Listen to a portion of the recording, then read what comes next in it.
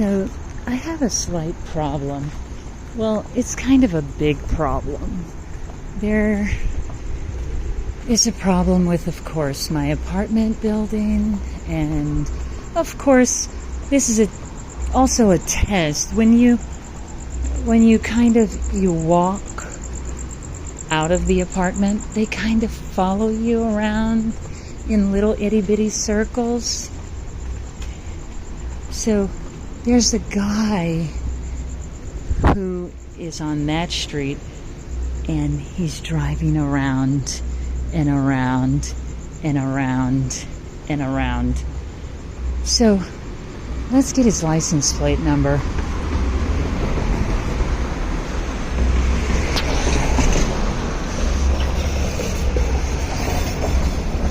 I believe he already went that way. Okay, but I switched streets because obviously I want to be alone. But they're like parasites. They can't seem to let well enough alone for some odd reason. And they've just got to kind of constantly follow people. It's really sick. And it's really sick. So they gassed me out of my apartment right now. So all of the money, the $600 I used to purchase first aid products and groceries and food and stuff like that, using a financer, it's all wasted because they tried to, as soon as you get an Amazon delivery inside of your apartment, what they try to do is they try to murder you. They're psychotic, so they're having conjugation with the man I'm in a relationship with, but on top of conjugation,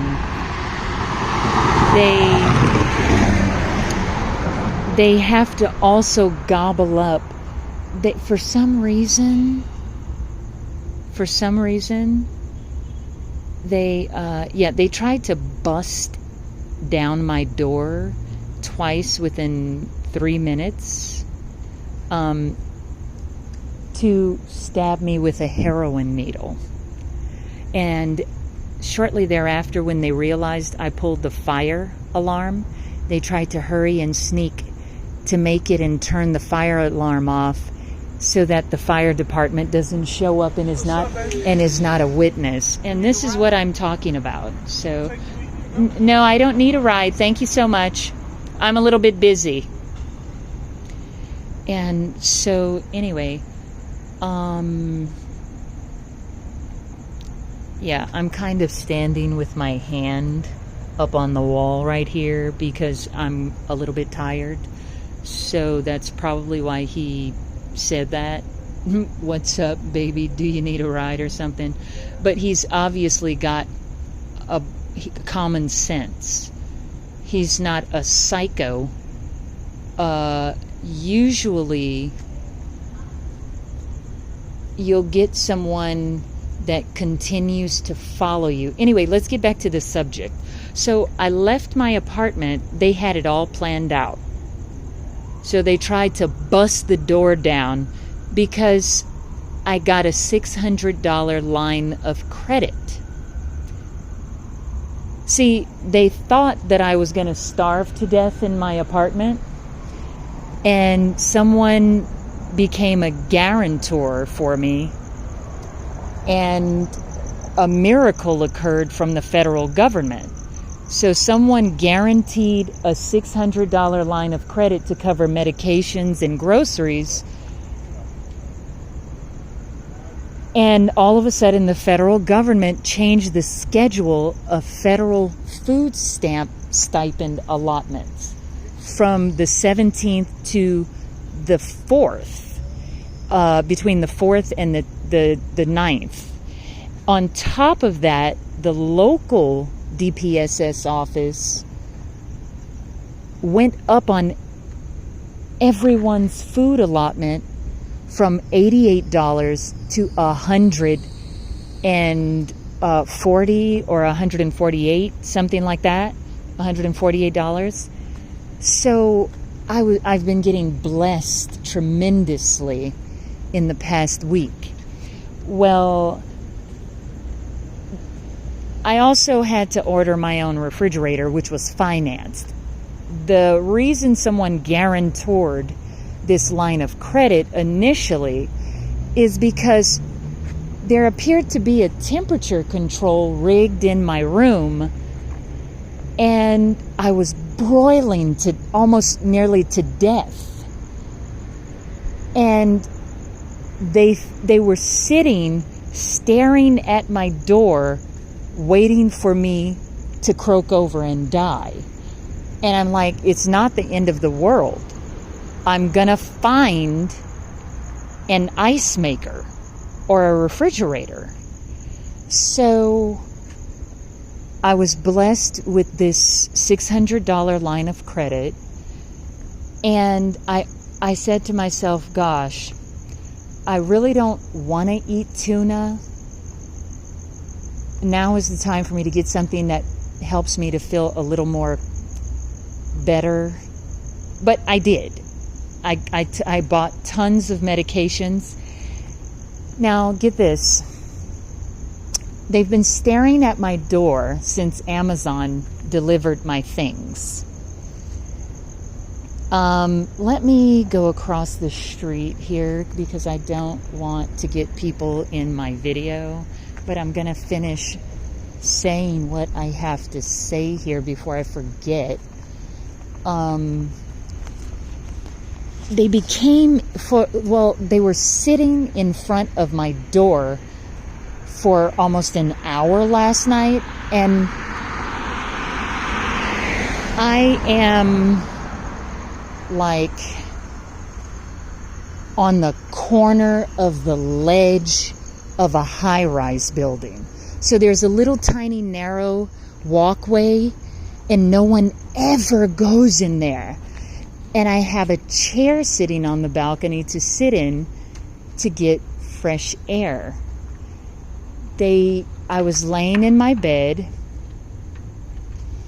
I was laying in my bed, and I could feel someone sneak up, and they were sitting in my chair. I had to call LAPD. Anyway, someone just threw something at me, and it fell right there. Which is like a rock or a stone or a marble or something. Let's take a look. Let's see what it is. Maybe it fell from the tree. Oh, it fell from the tree. Anyway, so check this out. And they like making threats of like shooting people. And they actually shot my husband. And my mother was murdered, and my father was murdered just recently. And I believe all of my problems... Oh, and there's a tennis shoe. I believe all of my problems are coming from the Caribbeans. I believe that's where my problems are coming from. I'm trying not to become their enemy. But this is very hard not to become someone's enemy who's constantly injuring you.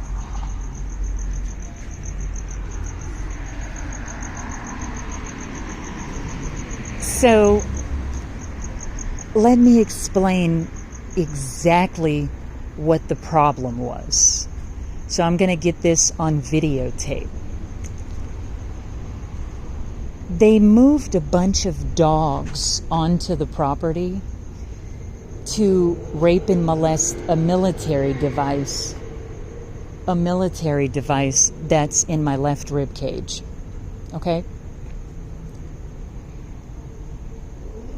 My family told me when I were just a small girl that there's people who oh, this man was waiting for the bus, looks like, and looks like there's things falling from the trees up there. Anyway, so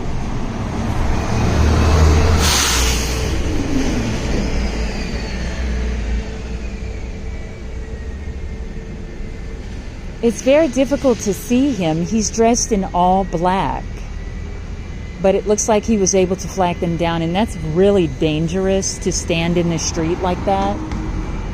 But it looks like he got his ride anyway. So he's lucky. Anyway, as I was stating, I'm going to say this really briefly because I don't want to take up too much time in my video storage in my cell phone. I just keep cleaning my cell phone out. So I'm emotional right now, but I'm going to try and lessen the circumstance and reduce the circumstance as much as possible. So the key to success is that my mother told me, when you get to where you're going and you reach this point and you reach that point and you reach this point. Okay. So she gave me tips, and she passed away in 2000. The first thing is, Rachel, quote unquote, you cannot bring material things with you to your grave when you die. So if you find yourself in a predicament where people are completely their behavior is intolerable, do not allow food items, consumables, fashion, material wealth, any type of house or furniture or anything to allow you to make your decisions to protect your physical self. Okay? Now I'm going to get to what they did. They tried to bust my door down twice today to stab me with a heroin needle, and I'm on the 5th floor of a high-rise building. Okay, that says 0. So let me come back over here and stand over here. Okay, so it looks like we're in a peaceful place here. There's an LAPD station over here. The courthouse is here. Disney is a little bit farther up the street. There's, I believe, a utility company here, but it's nice and quiet. So I'm going to try and keep my voice down also. This is a pretty quiet portion that we're reaching. Walking up near this, we're going north. I'm going north. I'm talking about the video and I. I'm going north toward the courthouse. Okay, let me get to the point. Because I'm reaching 14 minutes now. So,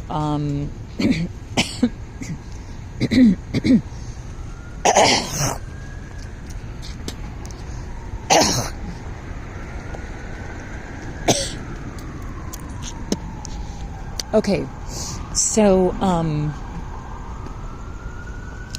here,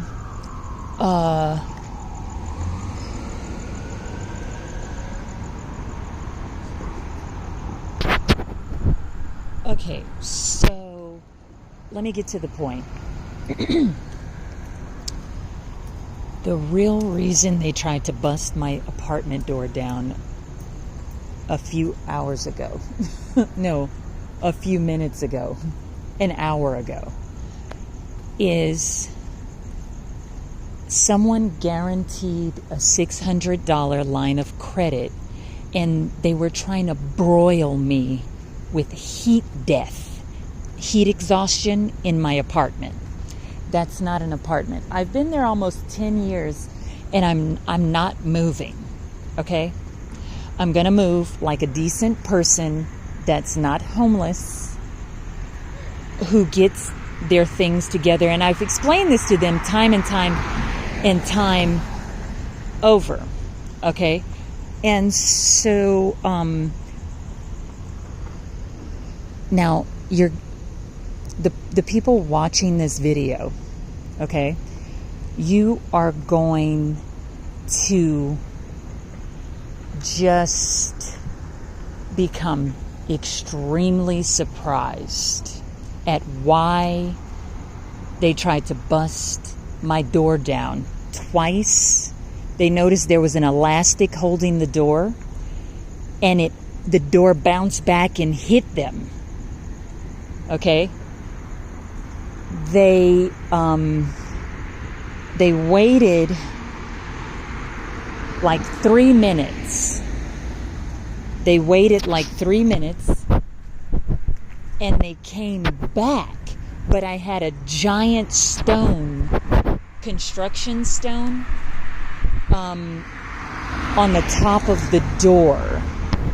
So they came back and they tried to use aggressive force this time, because when they try to bust the door down the first time, their eyes noticed the green elastic pinning the door shut. It was the door was connected to a cabinet.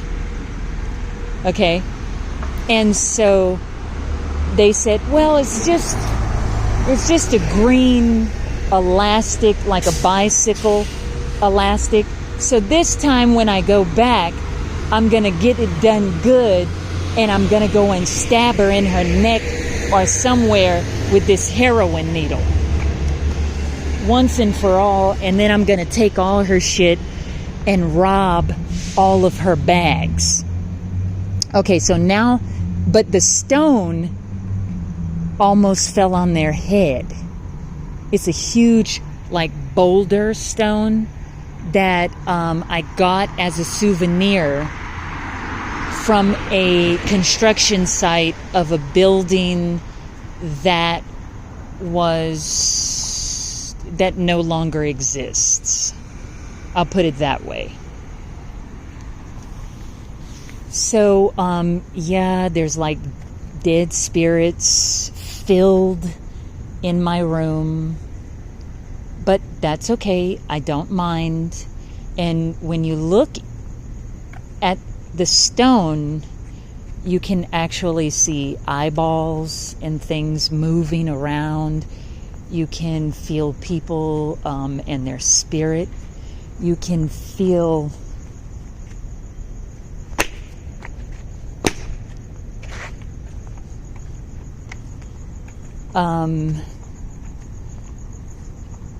there's just a lot of energy in the stone.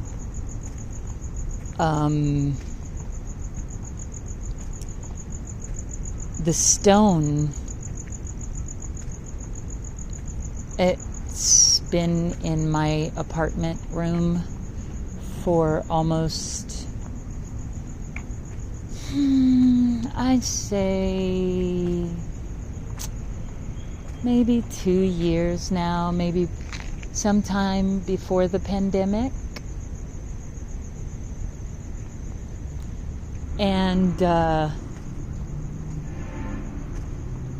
And so when the stone is in my room, there's like tons of spirits of like people. Their spirits are in the stone, and they're like getting released into the room. There's like hundreds and hundreds of people. I don't know why, but they look weird. They look like creatures and things, but I just I lay down. Since I've had the stone in my room,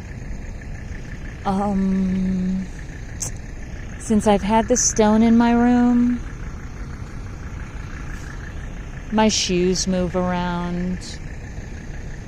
Sometimes feels like there's 10 people standing around my bed cot.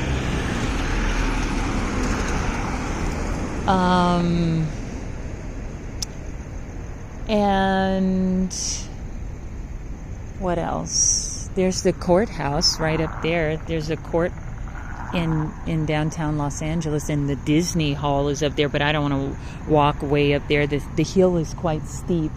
So I want to keep downhill because I don't want to exhaust myself too much. And so these are lots of administrative buildings and things. So anyway, I'm just going to walk slowly right here. This is somewhat peaceful, and try to keep my voice down a little bit, because I don't know, even when the people aren't working, there's always people sleeping somewhere. They're finding quiet and solace just like me. But they're either those ones, they're probably in a tent, or maybe, I don't know, maybe they left their family, their wife is separated from them or so. I really don't know what they're doing, but they're just doing the same thing that I'm doing, finding solace and peace, and the air is fresh. The air is almost a little too fresh. It's so fresh, I kind of feel like passing out a little bit. It's like there's albuterol or something circulating in the oxygen. And that's really fresh. But let me get to the point. They've been raping me, molesting me with all of the animals, because there's a little military device that's in my left rib cage. He's been in there for 17 and a half years, and it's weird that so many years has gone by already. But let me explain this.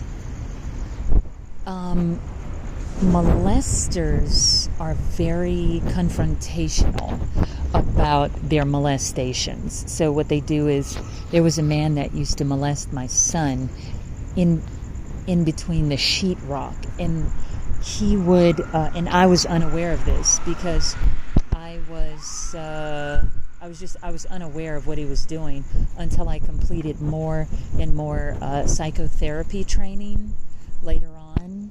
And so what happens is this. My family, when I was a small girl, told me, when you get to where you're going, they like to make sure the puppy doesn't poop. Make sure the puppy doesn't poop. And so right now that I am old enough to know what she meant, she was 42 years old when she gave birth to me, and I was scheduled to deliver a baby while I am 42 years old also. And I was recently pregnant, and I had a miscarriage because someone poisoned lithium in my sausages from Amazon fresh grocery delivery. And it was actually the girl downstairs who now she had a baby with the property manager that I was in a relationship with. So anyway, let me get to the point now.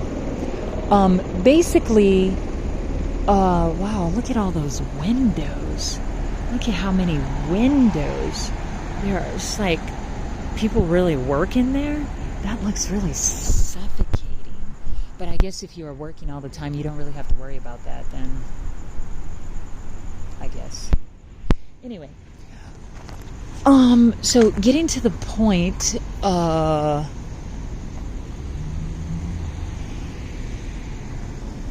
okay, so getting to the point about not having the dog poop.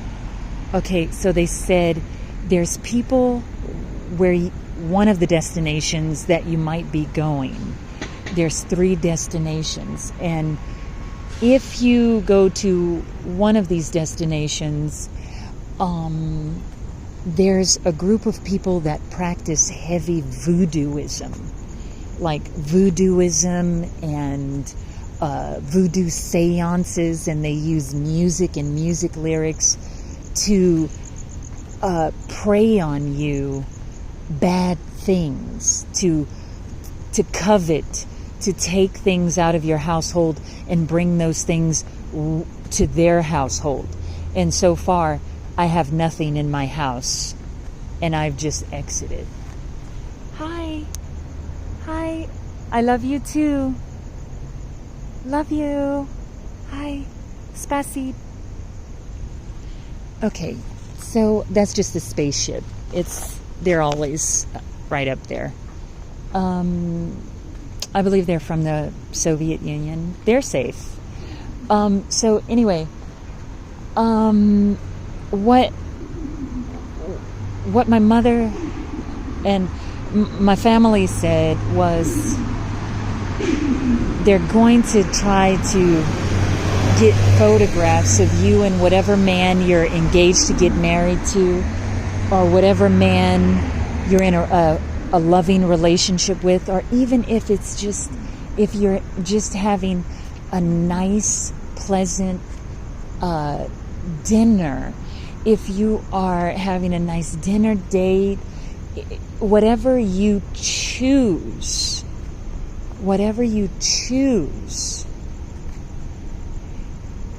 when the two of you are mutually choosing to spend these minutes or these moments together, that's between the two of you. And so what she said is they're going to take photos of the two of you, and I'm not going to explain what they did because there's a lot of people who are desperate to try these things out, and I'm not going to explain that. So she explained this to me back in the 1990s when I became Miss Teen America for the state of Washington, utilizing a gateway to get to the Miss America pageant, which used to be very important to me, but I guess they're not my friend, and they don't like me. And I recently went and spent time with the Miss Universe pageant, which had 80 women from 80 different places, and I was able to attend the dress rehearsal, and we were locked in the Axis Theater in Las Vegas during, I believe it was right before or during the Trump administration, and that was so much fun. That was a lot of fun. That was when my husband was alive. My husband got murdered, may he rest in peace, and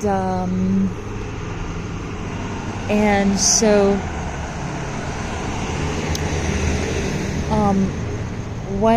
what's happening now is they're moving in a bunch of hefty, quick, young kids strategically in strategic places. So they wait, they lay low a little bit, and then they slaughter and murder the tenants.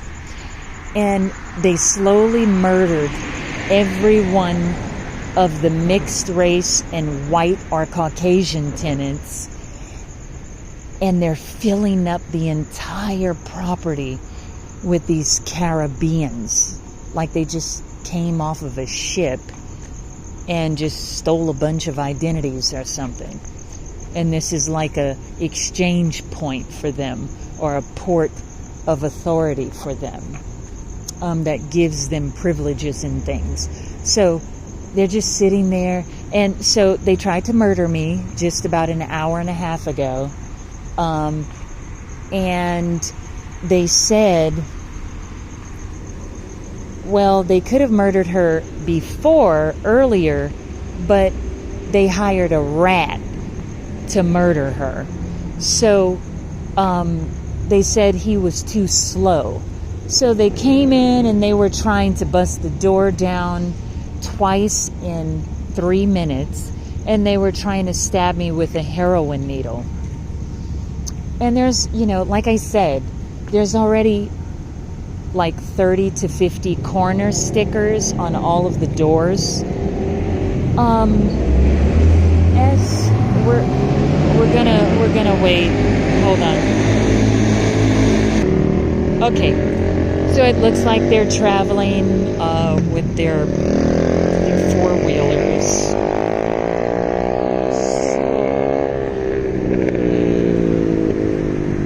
So, anyway,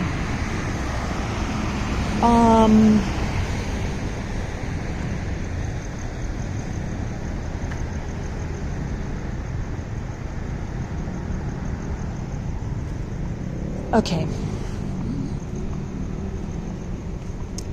So now I will get to the real point. Okay, let's get to the point of why they tried to bust the door down and murder me. Remember I said I had a guarantor that gave me a blessing of like a $600 line of financing credit, and I was able to purchase tons of medications and food from Amazon.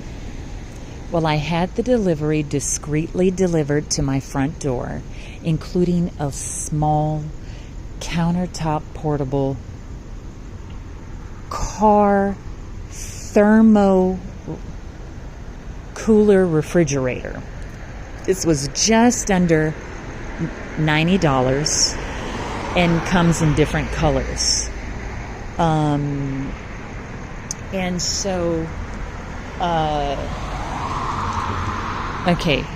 And so I was able to change the temperature of my body to consume a case, these small cases of cold water, cold beverages, and cold prunes. Now, most of my food items were just wasted. I mean, it's like I had to leave them and go for a long walk. And so they use these like robot dogs, and I just want to say, before you make an ass out of yourself and say, she's just crazy, what type of robot dogs? And so,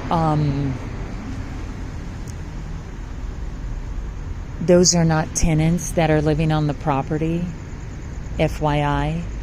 And the tenant, one of the occupants, got in the elevator with me and told me the reason there's so many dogs on the property is because they're robots. He said, can't you see? I just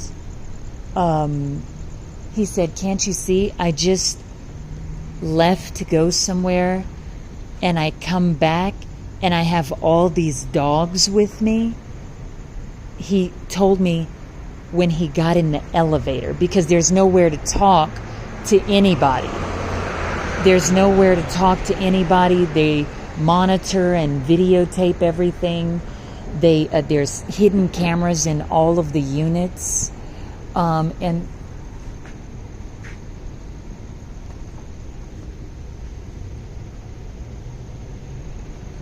there's cameras everywhere in the property. So what he said was, no, that's not a dog. He said, they just distributed this one to me, and I keep them in my unit. And so, but why did he feel the need to tell me specifically instead of telling someone else? Why would he choose me to disclose secret information to? Because the reason he chose to tell me is because all of a sudden the reason they brought so many dogs onto the property is to connect to the military device that's been in there for 17 and a half years to rape me and drain my energy 365 days a year, so that I pass out, and instead of them labeling things as a homicide. So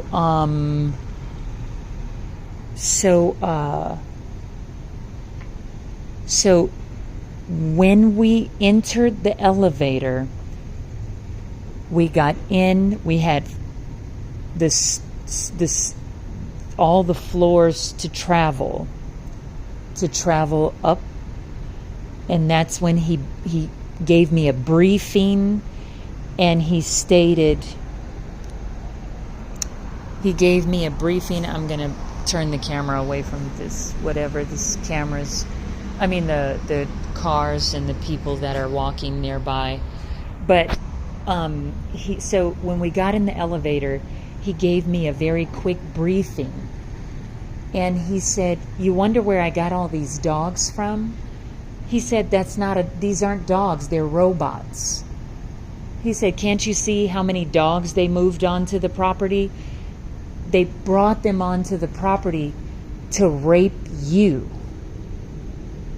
to mate with a device the military injected you with 17 and a half years ago during the George W. Bush administration." So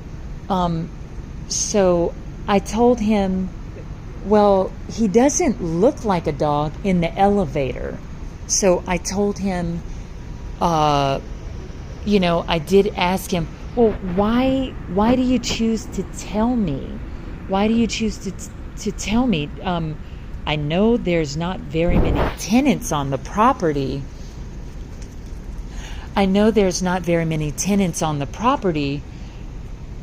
But there's like 30 to 50 dead tenants, and the coroner keeps showing up.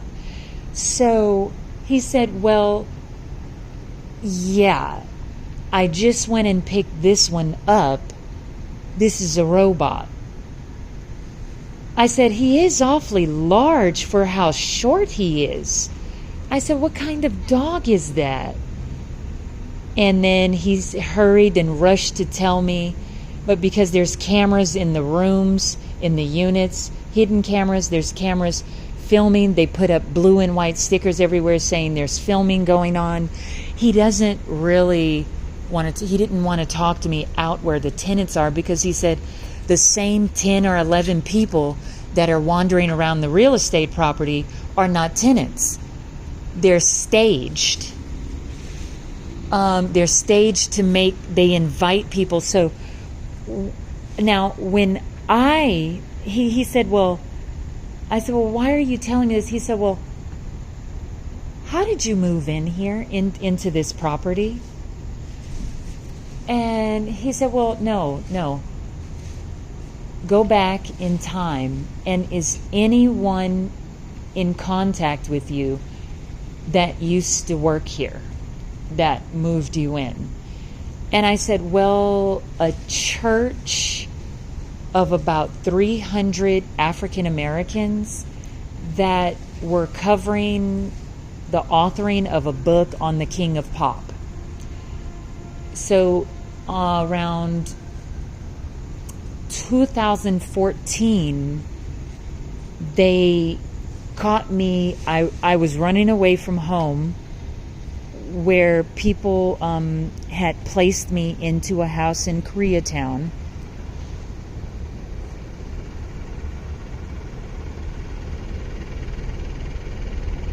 Well, anyway, let me just get to the point. So tonight, twice they tried to, like I was saying, twice in 3 minutes, they tried to bust the door down. So they were extremely desperate to stab me with a heroin needle. Okay? Then they had the backup plan of the private security personnel. I had already called LAPD. That's LAPD, the helicopter. Anyway, I had already called LAPD. They showed up yesterday because of the man that was sitting, and that was really uncomfortable. He was sitting in my chair. It was hot in my room, in my apartment, so there's a little tiny balcony about 1 foot away from where my refrigerator is. I opened the airways and all of the windows are blocked, and it was getting like really suffocating in there. And well, of course, there's always gas, but there was no gas yesterday. So he stands. I heard something creaking. I heard something, like tiptoeing. And like my bed is just segregated from the balcony with one closet door, 2 closet doors. I could hear, I had a paper bag from Amazon grocery deliveries under the chair that is from my living room, right on the balcony. Everyone in the building knows I sit there and I go back into my room. I do not. Unfortunately, no. Yeah. And so I was busy on my phone trying to figure something out yesterday. Now, the sidewalks are filled with huge concert Bluetooth speakers. Every time someone's getting murdered, they blast the music as loud as they possibly can for 1 block. Okay? So they started the music out of nowhere, and something told me to get up and just walk like half a foot, just a few inches away from my bed. And there was a man sitting in my chair, and he was sitting there, so his energy so close to me, it was disgusting. Well, anyway, he doesn't live there, and he lied, and he said he lives there. There's a man that was murdered named Dreads who lives 2 doors away from me, where a woman was murdered right next to my apartment, and that was a year ago. But her niece keeps coming onto the property and visiting people. There's Janice, who was murdered, who apparently was in a state of sleep for a month, and I began smelling something very loud and unusual. And I didn't know to call the police, but when they realized that I noticed the smell, they opened both of the rooms downstairs. So there was a pregnant girl downstairs. A pregnant girl was murdered on the 2nd floor. I call her my little chicken. She used to talk to me all the time. And she had a crush on a man that I've known for almost 8 years, which I really could care less. I mean, if she was in need of cash or money or something, she was just the most adorable thing. She told me she was born prematurely. She was so small, she had me meet her mother. She would tattletale to me on her mother. She said her mother didn't make it to her birthday party. And I do nail extensions. I do glitter nail extensions. As you can see, I have nails. I do Dracula nails. I do glitter nails. I do professional nails. And polymer nails I'm about to start doing as a hobby. So what happens is I knew she wanted to get her nails done, but I didn't want her to complain that I hurt her or hurt her cuticles, because I know her cuticles are sensitive. And she just became pregnant. She used to do things like intentionally leave her cell phone. She had this giant cell phone. She used to leave her cell phone next to me on the couch in the lobby.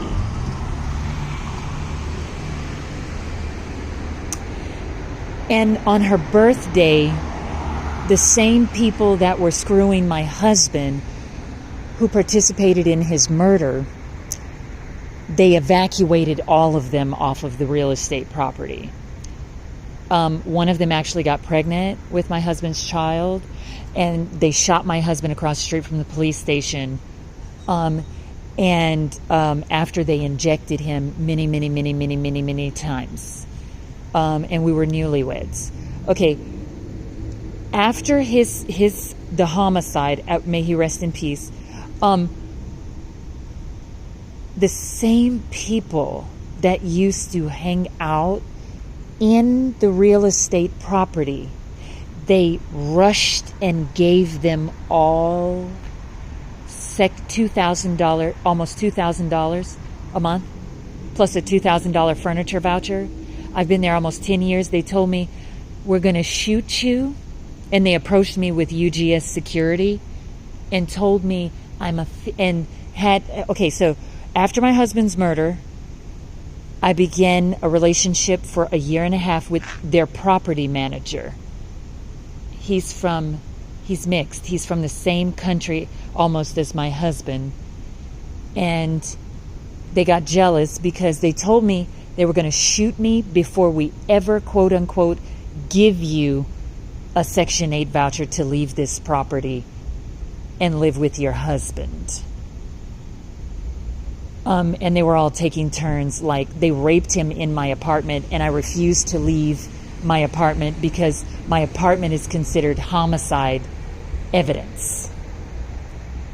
I went down to the mailbox. The employees, including the supervisor and the manager back then, they went upstairs. They were watching him in a spyglass from the bathroom mirror, which somebody just broke off of the medicine cabinet and put it in the back of the toilet. Okay? They sprayed. They used to kidnap my husband, inject him, and have him transfer from apartment unit to apartment unit, apartment unit to apartment unit, apartment unit to apartment, sleeping over until they transmitted the AIDS virus to him. And in order to have a civil marriage in Santa Ana, California, and sign a civil marriage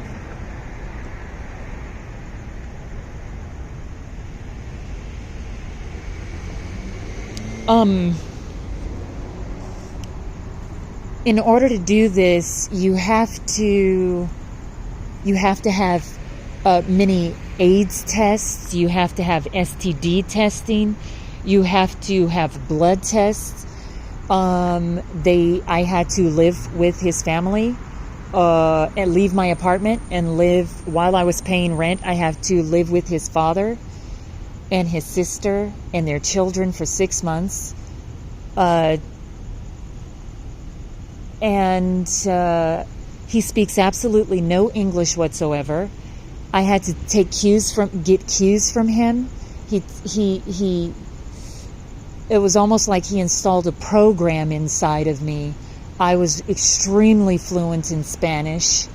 We were speaking Farsi translated into Spanish. And he's Central American. He worked for South Koreans. And I was pregnant almost 30 times.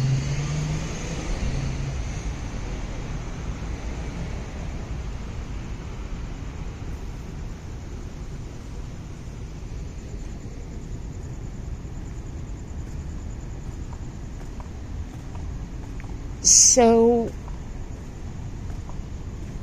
after my husband's death, LAPD, and they used to sell him as protection so that he wouldn't return back to me.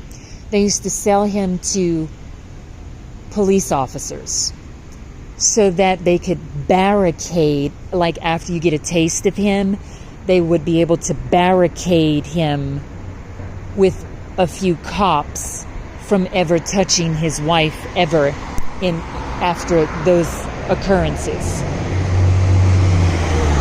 so that they could have a busload playing with him without me involved.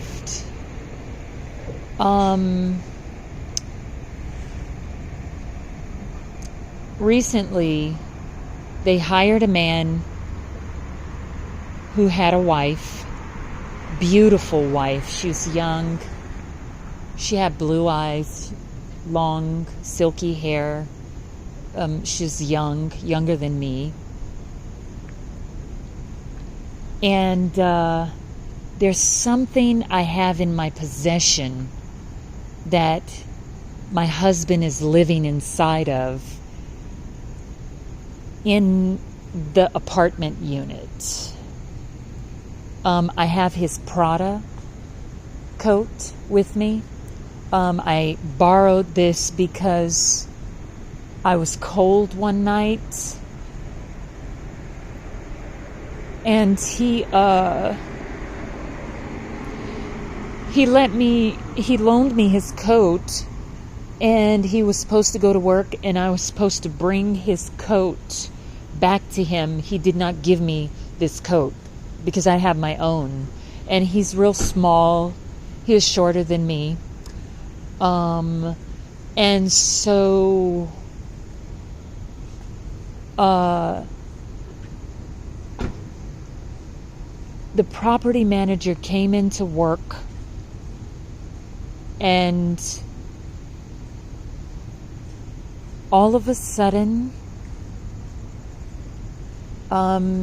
he came into my apartment. We're not the same race. We don't have anything in common. He speaks English, and he's fluent in Spanish. He left his wife. He came into my unit, and when he entered my unit,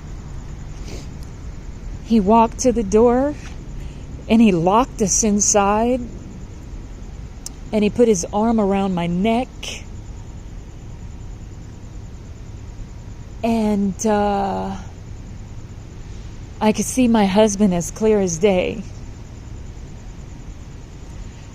And all of a sudden, their property manager left his wife.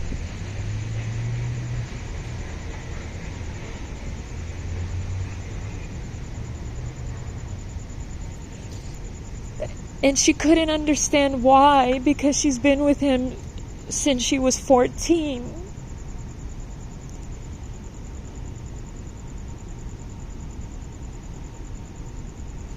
He turned all the lights off. And I said, well, that's not smart because they gas me a lot.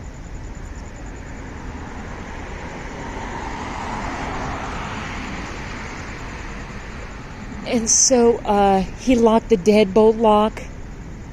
He locked all of the locks. He was living in the manager's unit, the property manager's unit downstairs. And we just took all of our clothes off and got in the shower.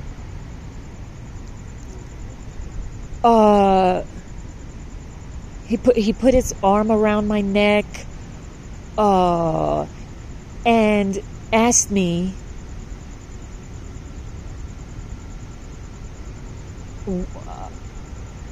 why would I ever believe that he is cheating on me.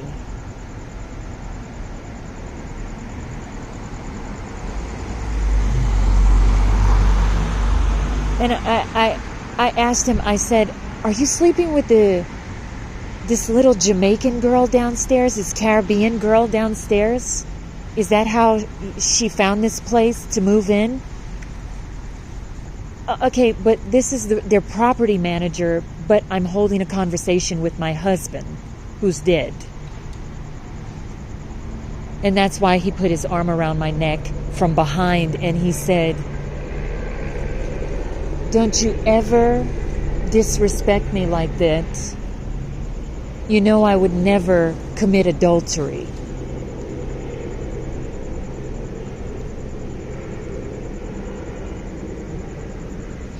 And this has gone on for a year and a half, almost 2 years. And so the girl downstairs, and he said, "Don't ever disrespect me." And so anyway, we would just lay in my cot, and he would close his eyes, and I would stare. I would stare to his legs. I would stare into his face. I would stare into his face. He would close his eyes and let me stare into his face. My husband. And it was like he was taking a mask off, and he would just walk out of the door and go back to where he came from. I don't know. But Sylvia, the property manager's wife, she knocked on my door 5 minutes after we had made love, and he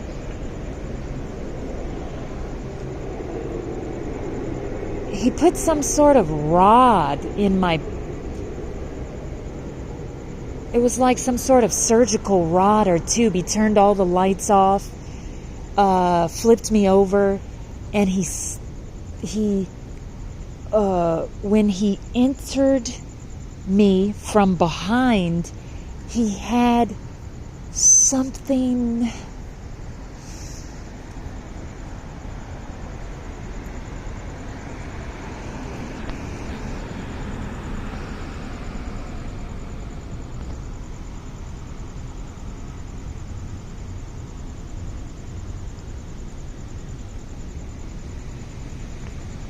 a long, like, fishing pole rod came out of his penis, and he injected something into my backside.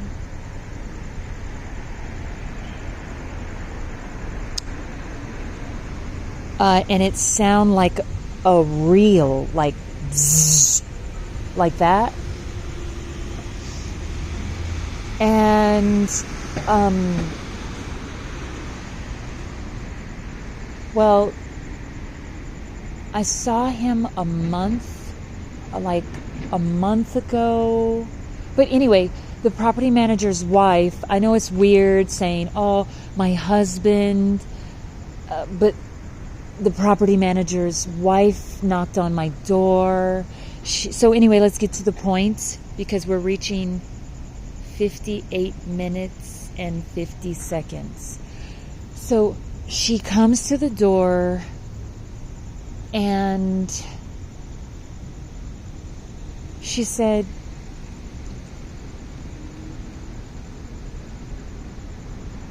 I said, "Hi." She said,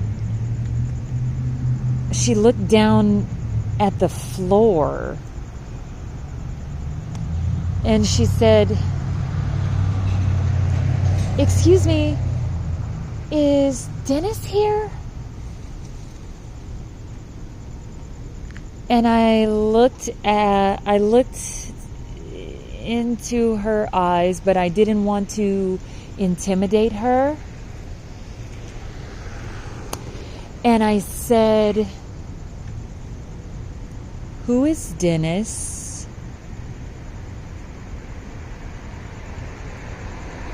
She said, "Well, He's the guy that works here. And I said, oh, okay. The guy that works here. Okay, great.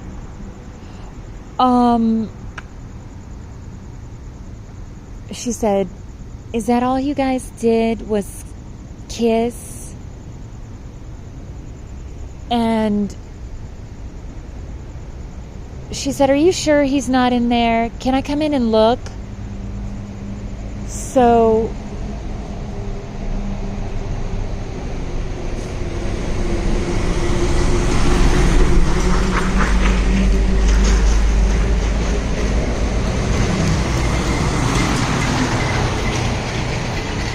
she comes. I said, well, sure. And he had just left like 5 minutes before she knocked on the door. And she came in, and the bed was exactly as he left the bed. She looked around. She sniffed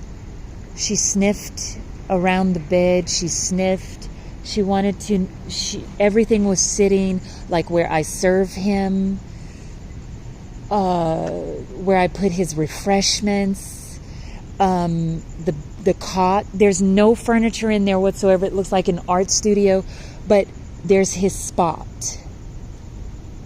There's a small cooler to put ice, to put refreshments, to, and she's looking, and to me, I'm like, wow.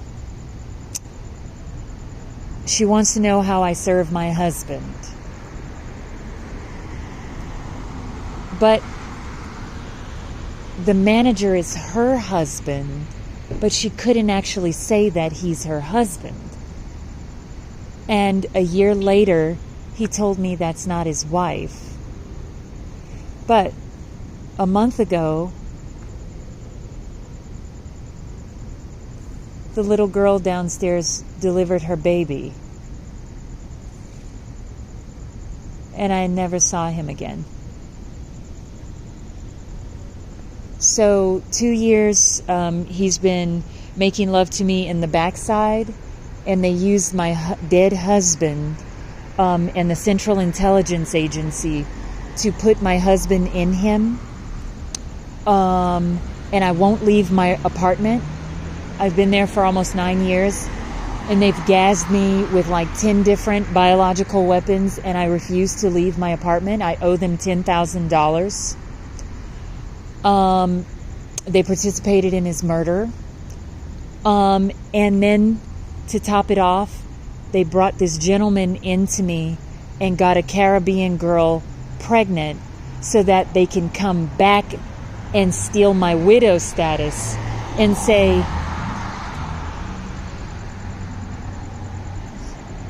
your husband's not dead. He's only dead to you.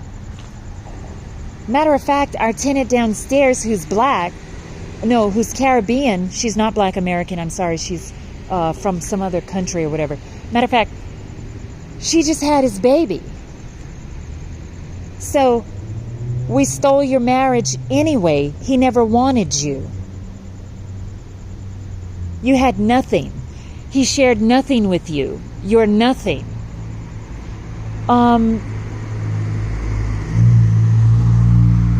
Now, I promised I was going to get to the point.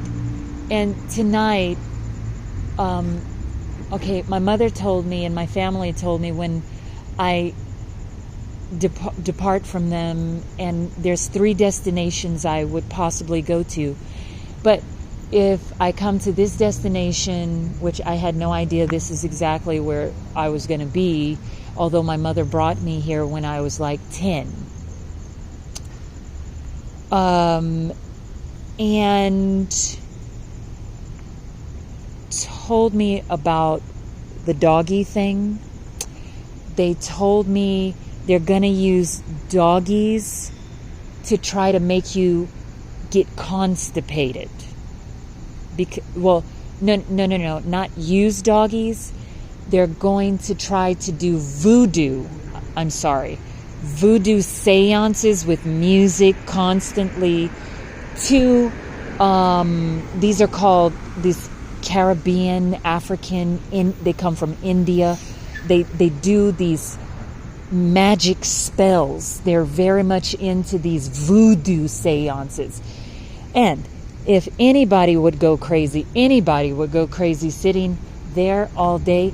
They have murdered all Caucasians, all light-skinned people, all whites, all anyone with European ancestry, such as myself. I'm alive, but they tried to make sure and take care of that earlier tonight. So they were trying to stab me with a heroin needle, and I called LAPD last night. They took my man. They got pregnant with him, had a baby with him. And after I did all of the groundwork. So they used my husband for me to give backside to this strange man for a Caribbean. They picked up selling herself on Wall Street in tent encampments in exchange to get heroin.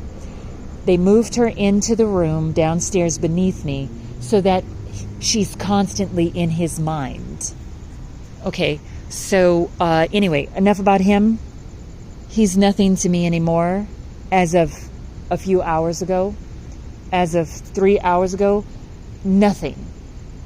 So, this is why they tried to murder me. What they were doing, one of the occupants told me, those aren't dogs they moved onto the property. So they wiped out all of the tenants and anyone who are eyewitnesses, who likes me, who enjoys conversating with me. They, what they did was, the coroner has shown up almost 30 to 50 times with injuries, disappearances, missing persons, and about literally 20 to 30 blue coroner stickers where they actually do not like me to see the coroner van showing up anymore because they feel that I'm going to be right. They feel like I'm going to be right and I'm going to go into the Superior Court. And I don't really know. I'm like, okay, they're aware. I'm in my room. I was waiting for the pandemic to become over for them to go into the eviction court. Do you know why? Because leading up to the point of my husband's homicide, I kept track of everything. I was pretending I was filing for a divorce because, see, they were stealing my allowance money and injecting my husband. And they found him a whore. She would put on a silk shirt and they would put her in his car. She burned my skin with acid and mace. She looks, I'm not sure what she looks like, but she's always laughing at me. And she had no idea I was his wife. I would walk past his car. He would park on 6th Street. He would purchase tons of items from people that wanted cash. It was like a mobile pawn shop. And he worked during the daytime in Koreatown. Everyone was relying on him for support, including myself. He would give me $50. He would give me $40. I was relying on him for emotional support and comfort. Anyway, someone gave him a gun, and They were suffocating him in his car, in our car, our wedding car. They were suffocating him with potpourri. It was just out of control. Getting to the point, I was pretending to file a divorce because this was free and affordable, and I couldn't trust anyone because they had him going on dates with a few officers. And they didn't want him to touch me. So every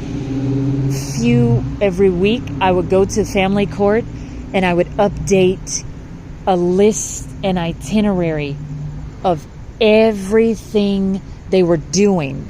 Women that were getting pregnant, the potpourri in his car, cocaine, something, red eye, him falling into a deep sleep, not being able to wake him up, them issuing him a gun, me getting sprayed with acid and mace and biological weapons. And that's what I use the divorce case for, because you get to file this and they cover all the costs in family court. When I noticed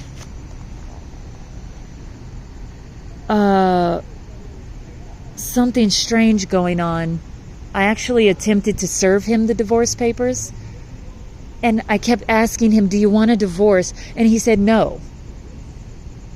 So I snuck up behind his car, his truck, okay? I snuck up behind his truck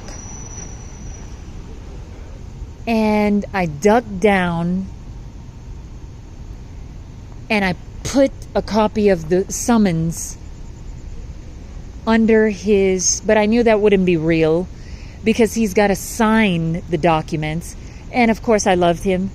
I still love him. I don't want him to, what do you call that? Divorce me. But it's not up to me. This is up to him. So what happens is, that's what I wanted to know. He took his gun and he cocked it back.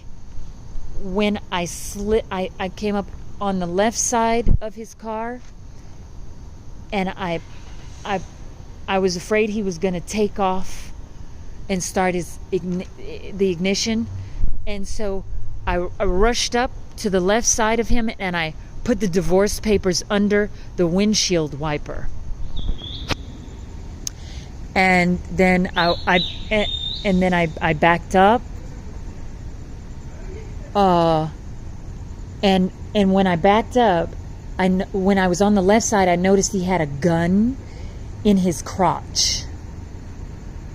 My husband doesn't ever have weapons. I mean, he works a lot. He worked a lot. Yeah, he's got box cutters and things. He's always around children, babies, his family. They rely on him. They relied on him for support, financial support. And I relied on him for financial support. And so he's really safe. I only trust him. I trusted only him to buy me the proper razors with the safety blades on them to shave my legs and my armpits and my extremities. And I even used those to shave his butt crack and his genitals. I shaved his genitals. He had the most gigantic bush of cold black silky hair in his crotch. I shaved that off. I don't know why. And he told me never, ever, ever, ever touch his backside. And so he said that's a big no-no. And so I never, ever, ever, ever, ever, ever, ever, ever go anywhere near that. unless someone was abusing him, and I was in his father's house in his room, and he arrived like maybe like 2:00 in the morning, and there was like 20 Corona beer bottles empty on the floor. He used to collect them, and but he was such a responsible guy. He would never drink and drive. He would call a taxi. And so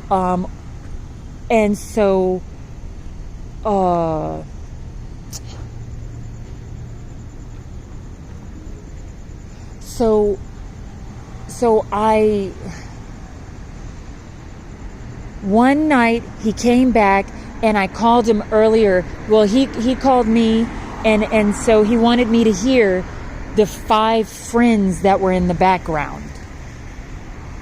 He wanted me to hear the 5 friends that were in the background, and they were all drinking. And they used to like to take him to soccer games. And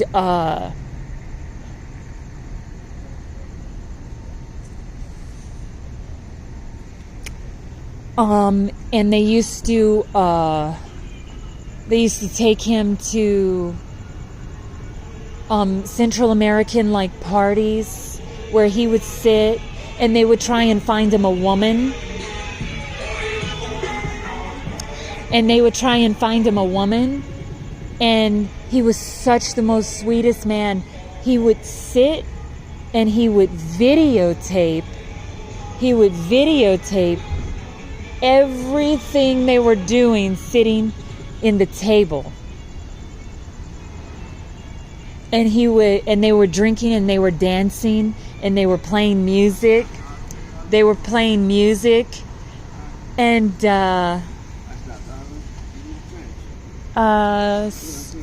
are you talking to me? Oh, I'm sorry. Yeah?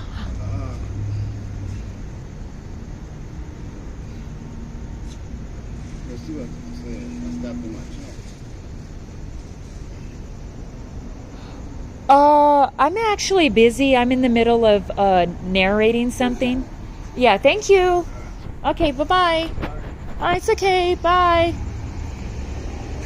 Okay, so like I was saying, you get that every so often where people, they look so busy and they're going about their way, and all of a sudden they're just kind of in dreamland almost. The people, that's what they do here in Los Angeles. I'm sure they do the same thing in Miami, but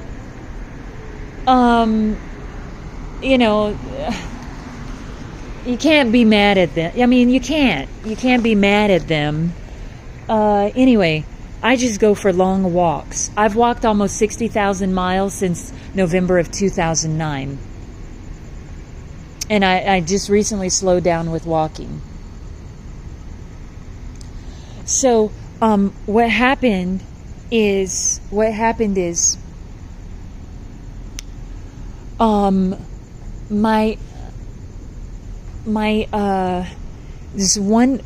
husband used to videotape. He would sit like really quietly with his buddies, and they were always trying to hook him up with women. And so every time they tried to force him to go on a date with someone, even if they were naked, he would videotape everything, and he would bring the video. He would check me into a hotel a little ways away from the city, and he would have me watch the videos, and he said, I do not ever commit adultery. He says, I don't ever commit adultery. Okay?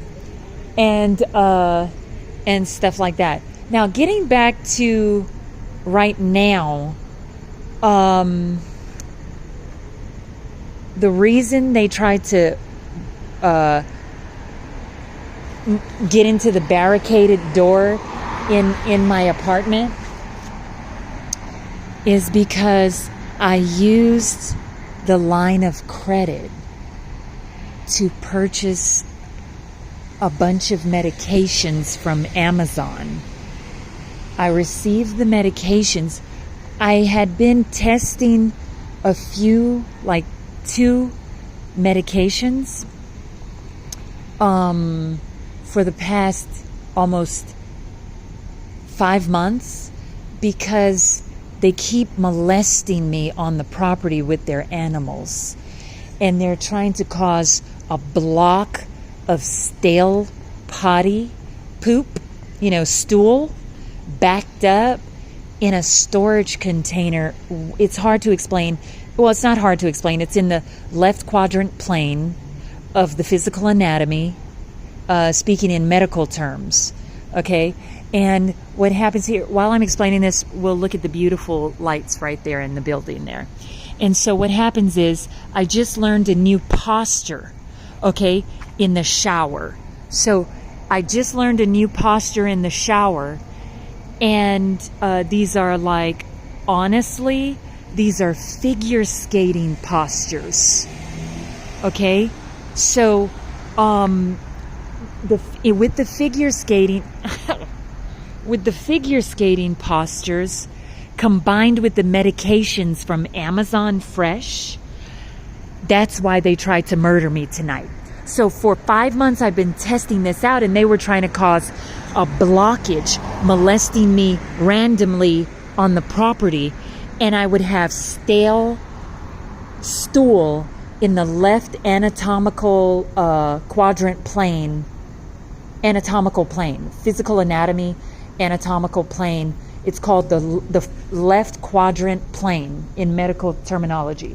So what they did was, this is where, if you go to a chiropractor or a physical therapist, they will tell you the left rib cage all the way leading up to the spine. And in massage therapy, when chiropractors try to loosen up the neck bone, the spinal column is connected to the brain stem, the hip bone, and loosen everything so that with yoga, your left hip, your gluteus maximus, and your left quads become real loose and flexible. But everyone kind of can benefit from different types of medications, especially naturopathic medications. So the reason they tried to, I'm going to conclude this right now, the reason they tried to murder me and bust into my door, I was naked. I was getting out of the shower. Let me explain to you, and that's why I was initially so nervous, because I didn't want to get caught running out of the door, as they had tried to bust in the door twice in 3 minutes. And I didn't want to have an accident in my extremities. I did not want to have a period hemorrhage. I had to fix a tampon. I had to prepare my poise pads. I had to leave all of my food and take all of my cell phones. I had to put my sandals on, and I keep just one pair of clothing. Okay, I had just finished my fingernails. I had upgraded my fingernails, and so with that said, I was naked when they tried to bust down my front door. Okay, less than 2 hours ago. So now that I've been talking in this video camera for 1 hour and 24 minutes, now I'm getting to the conclusion. So I was very emotional initially, but this is why. I was in the shower, and I was waiting for the proper timing to combine the medications I received when the guarantor gave me the $600 line of credit, and I used the line of credit to purchase Amazon Fresh gift card balance. With that, with this balance, I was able to sit down and focus on major problems with my body. And I ordered a list of medications. So I upped the dosage, and right before I got in the shower, I said, okay, I'm going to do this. I combined a medication with another medication. I went in the shower and poop, because the occupants that are on the property, they keep laughing at me because they're using the animals, and one of the occupants kind of gave me a tip in the elevator and told me, not all of these dogs are real dogs. A shelter is distributing these dogs out, and he's a robot. And so there's dogs that they rape me on the property. It's a really small dog, and he makes a sound like this. It's repetitious and squealing. It's like a, and it goes on for like 35 minutes. And they're doing that. There's like these handheld puppies, and they look like clones and robots. And when I come near the owner of the dog and I try to befriend them, they keep away from me, since my man, he left me. He won't come anywhere near me. He just abandoned me after a year and a half. And all of the tenants, they leave, they go to an appointment, and they come back and they get naked and sit in their window. They're like taking turns going on dates with the man I was in a relationship with, who replaced my dead husband. Okay. And so, anyway, back to the point. I combined the medications from Amazon using the $600 line of credit. I went in the bathroom and I began doing figure skating warm-up exercises, as well as breathing and yoga. These are called something like, the suffix is sauna, like Kama Sutra sauna or something sauna. It's not it's like Ayurvedic or Kama Sutra sauna or something like this. Okay? And so when I began doing that, I drank a bunch of bottles of the water, and I combined the medications. I went in the shower and doing a mixture of the sauna, I can't remember the name, but it's something sauna, yoga breathing exercises, as well as the warm-up, the figure skating warm-up exercises. Those are poses more so than anything, but the poses are the yoga. It's a really long name, and the suffix of the name is sauna.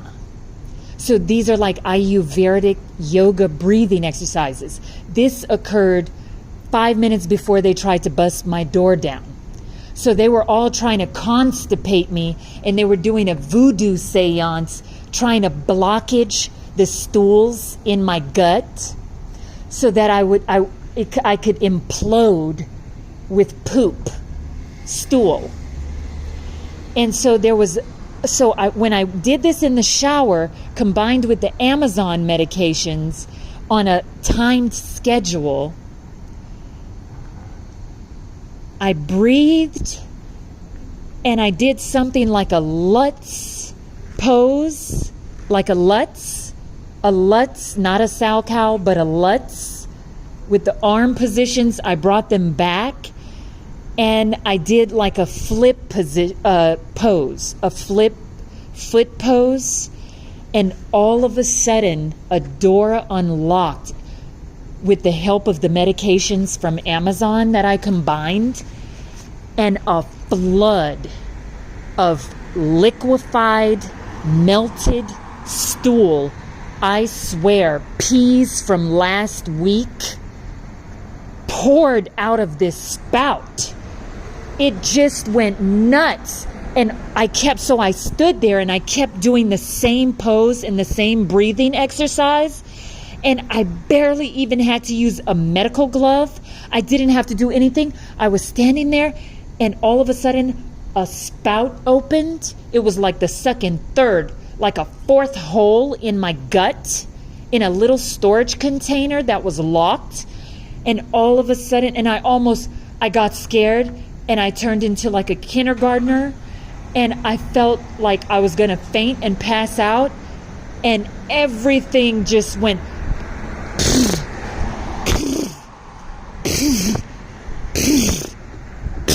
so I kept doing the same repetitious breathing exercise in the Lutz pose, and everything was just squirting out of my butt, out of my gluteus maximus, out of my rectum, my small intestine, and like all the way up on the left lower lumbar of my back, in the left quadrant plane on the physical anatomy map. Okay? And oh my God, I felt such relief. The worst part is this. There was a bunch of fruit. There was chunks of food that came out of the storage unit. This scared me so much. And on top of that, the food the food was blocking pockets of gas, flatulence, blocking crippling the food was blocking crippling pockets of flatulence. And when the flatulence was different than the food, so the peas and the food parts and things came out that I ate like a month ago, or about a week ago, but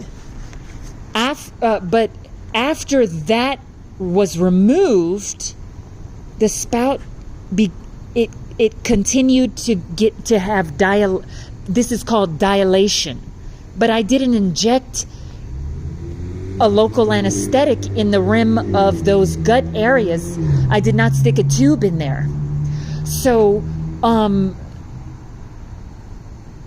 once the food, like fruit, whatever, or peas from like a week ago was removed in the Lutz position or the flip position, and the arm movements with the spinal column and the lower lumbar and the left quadrant plane, and the breathing, the yoga, something astrasana, something, I can't remember what this is called. And like I said, it's a really long name. And so check this out. We're coming to a closure here. This has been an hour and 33 minutes. So I'm going to conclude now. But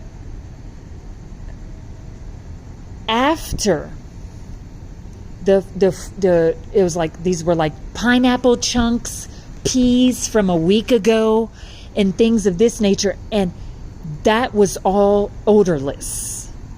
But a pocket of flatulence that was trapped in the bone burst out, and that was a little bit funky. After that funky pocket of flatulence was released, after that, I continued. I was going to leave the bathroom, and all of a sudden occurred another phase of the releasing. So I continued the breathing exercises to accommodate what my body was doing. And so after all those items were removed, a strong perfume came out of that storage container.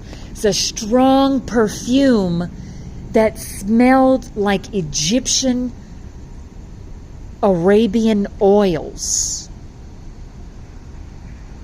So there was like 2 or 3 or 4 layers trapped in there that was extracted.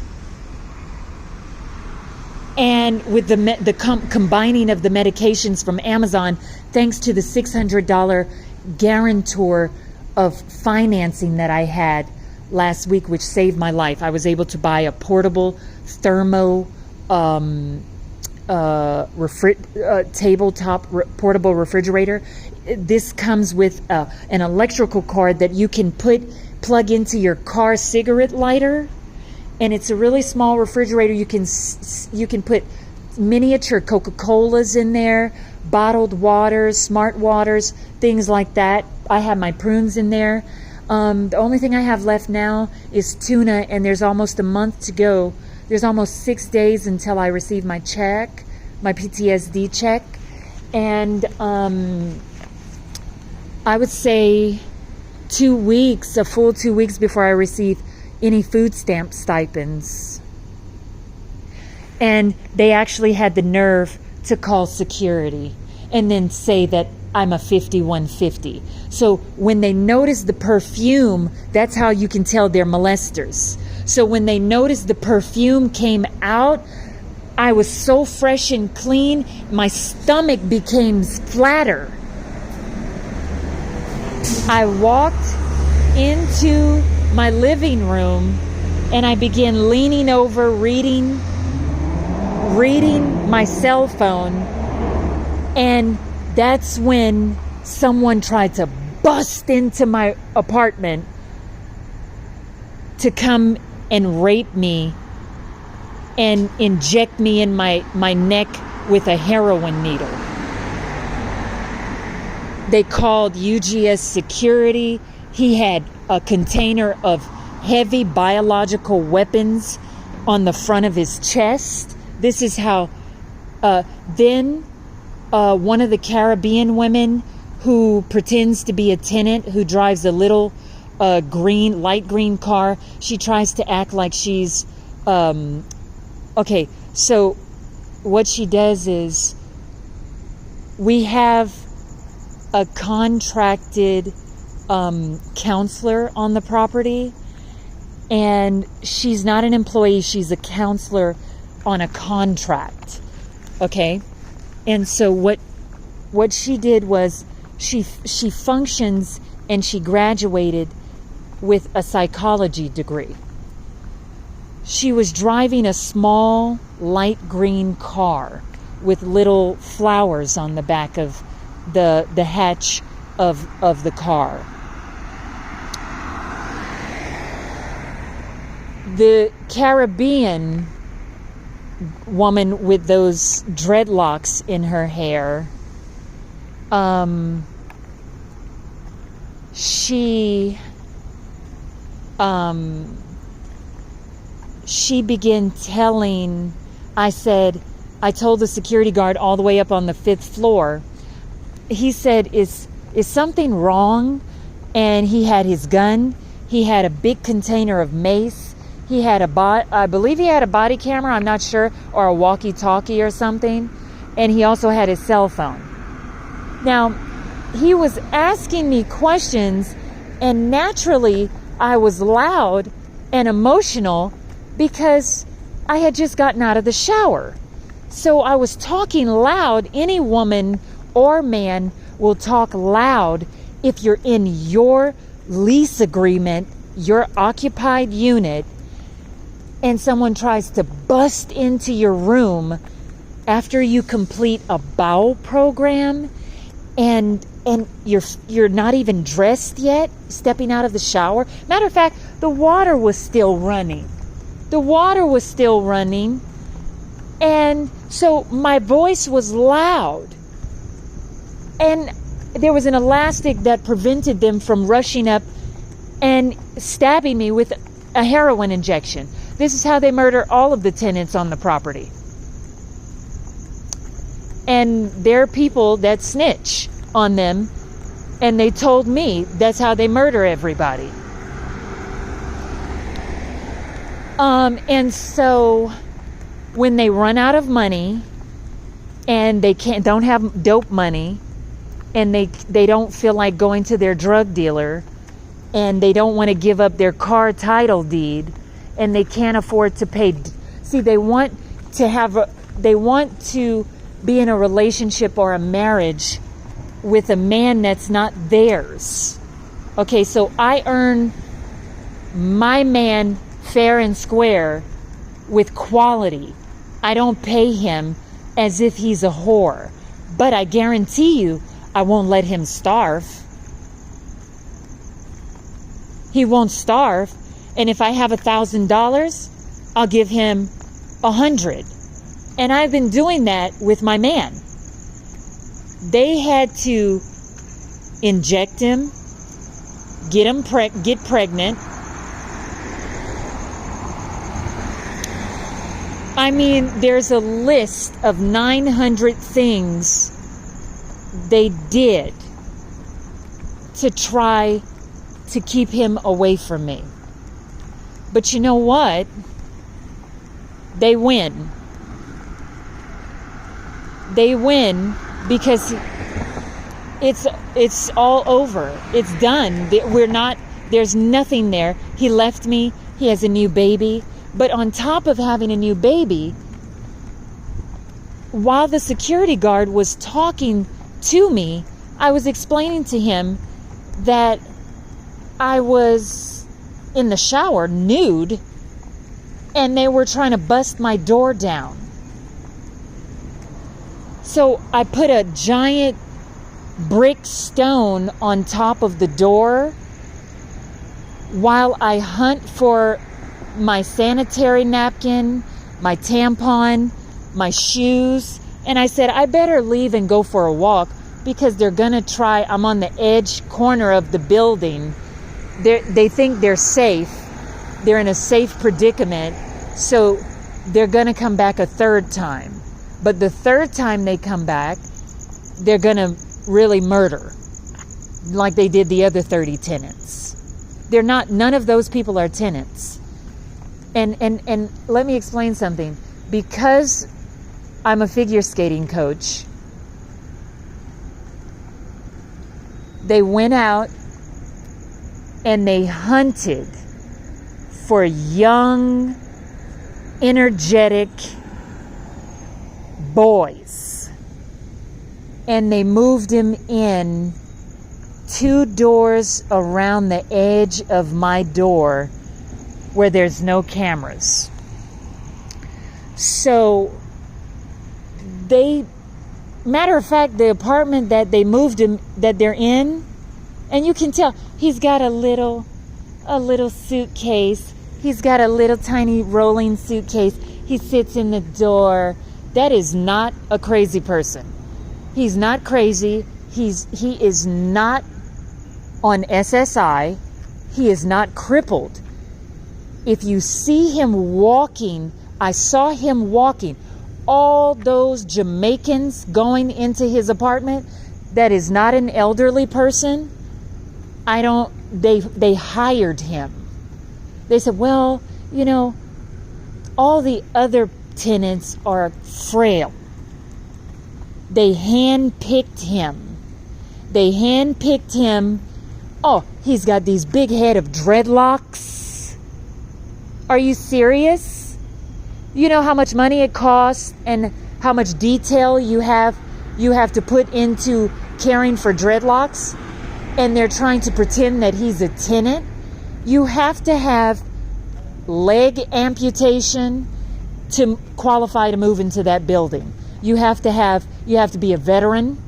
You have to be elderly. You have to have AIDS or diabetes. You have to have. I have PTSD, military sexual trauma. Okay, from my. Never mind. And so I don't well, my children are all grown up now, but you know, they're not tenants. And then I was standing next to the fire alarm, waiting to pull the fire alarm, and a whole bunch of kids children came out of his room. Oh, and they're like track stars. The healthy my point is this: that's not a tenant. They hired him so that he's standing here, and then I'm on the edge of the building, and there's this much space between the balcony, and he just goes in, and they used their shoulder an hour and a half ago, 2 hours ago, and they hit the door. They shouldered the door in before I could even put my clothing on, getting out of the shower. And they were going to stab me with a heroin needle. And everybody knows I don't do drugs. So, but I've been there for almost 10 years, and I show respect to all of those people, and it's none of my business what they do. But there's no one left in the entire building to kill. There's no one left in the building to murder. I'm the healthiest thing on the property that's registered as a legal tenant.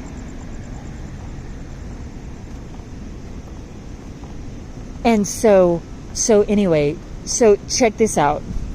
That's why they tried to murder me.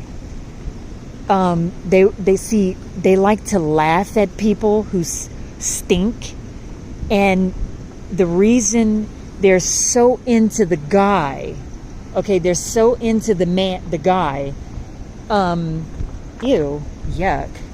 They're so into the guy that I was in a 1.5 year relationship with, who was like inheriting my husband's marriage, that they actually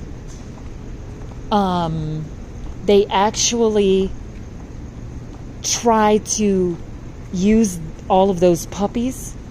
An occupant told me they're using the puppies on the property to try and stop up my intestinal tract with my medical condition. Okay, so they were trying to do that. And when I combined those medications and released all that, instead of being able to laugh and keep the man that they put voodoo on to take him away from me, instead of laughing at funk stopped up in the intestinal tract, they actually became enraged. And guess what? One of them came out, stood down on the stairs, and the security guard they actually called to help them try to frame me for an outburst. You don't want people going into your apartment while you're naked, getting out of the shower, and they're trying to murder you. You don't want people doing that. Of course you're going to talk loud because you want to scare people away, especially if you don't have weapons and you don't want to touch anyone. Okay, you don't want to touch. See, that's a felony assault. That's a felony assault. So, but guess what?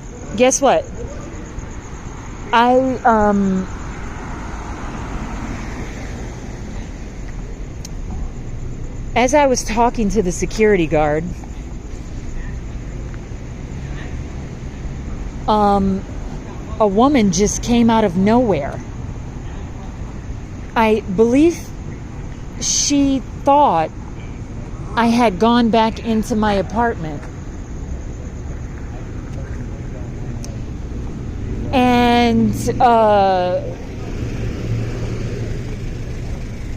And she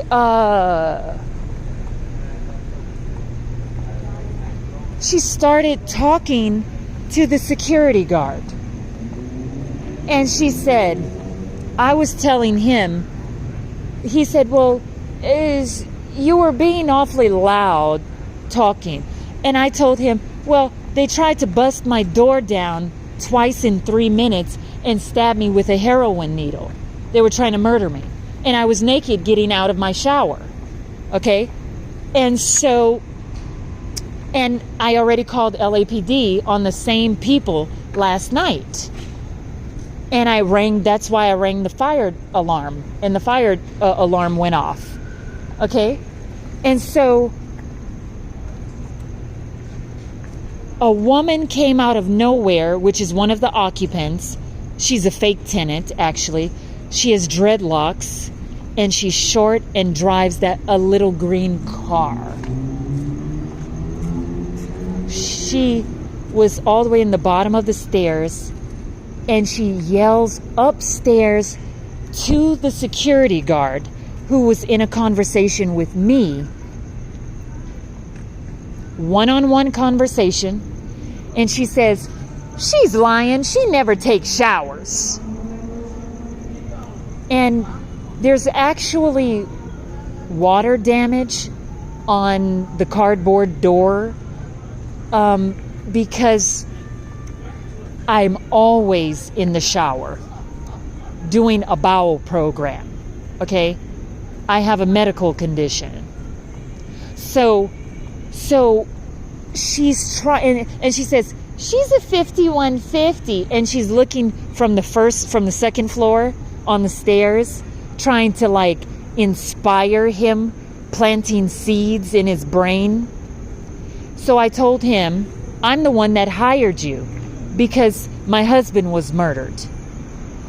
So UGS security private security works on this real estate property because I hired you. I didn't mean I work here, I hired you. I mean, I pushed them to acquire, I pushed them to acquisition someone to replace desk clerks.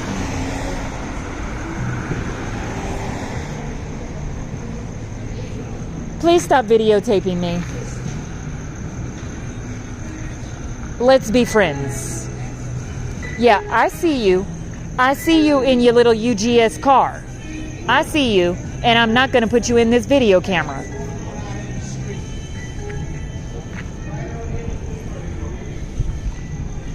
So anyway, the whole reason they have work is because I had the real estate company hire them under a blanket security contract.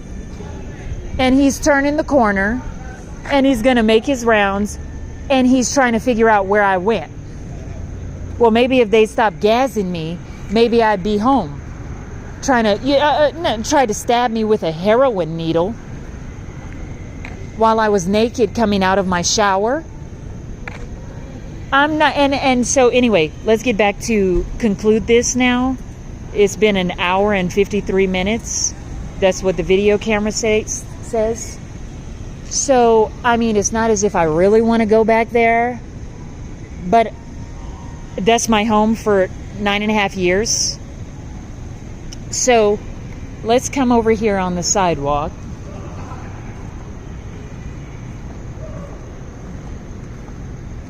Okay, so, and I mean, so anyway, I don't even want to get into it. I mean, it was just disgusting. Like the guy yesterday. They have this problem with waiting for me to establish a marital relationship, and then they come and they go shopping in my house they go shop. Oh, she doesn't need him. And after they inject him and he loses his mind, then they get him pregnant. They get pregnant, and then next the guy disappears. But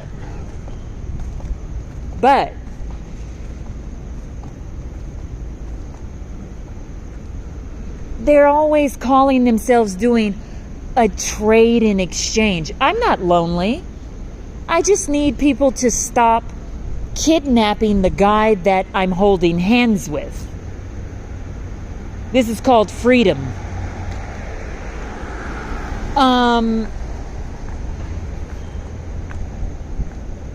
So for a month, my man of 2 years, who replaced my dead husband that they shot in front of the police station, this was going nicely. Last night, they had this man, and I'm not going to pay them rent. And this is why. And I'm waiting for them to evict me legally and lawfully in a court. I'm not leaving the apartment. They keep gassing me. You're going to keep gassing me and gassing me and gassing me and gassing me. And you're just going to run out of gas. They bring this ugly man with these bleached dreadlocks and these ugly toes that were discolored. I mean, he had the ugliest feet. He shouldn't even be sitting in my chair. The nerve of the real estate property. I need you to stop touching the man I'm married to and getting pregnant for them. I don't need you to play matchmaker. I'm not looking for anyone. And they put him in my door while I was laying in bed, and he's just sitting there, and he's like, I felt someone breathing on me for like an hour. He had the ugliest, biggest feet with the largest, ugliest toenails. I'm not even supposed to be looking. Do you know how difficult it is to get to my apartment unit? You have to get past a group of men in the front door. Once you get past the group of men standing in front of the lobby door, you have to pass up UGS security in the lobby. You have to make it into the elevator. You have to get past several tenants. You have to get past several tenants going up 5 flights of stairs, and he made it like a roach in a small 1 foot square space. He was cramped, sitting, and I felt like I was getting raped for some reason. So I kind of got out of the bed and I looked, and I was looking at the floor, and I saw his big nasty toenails.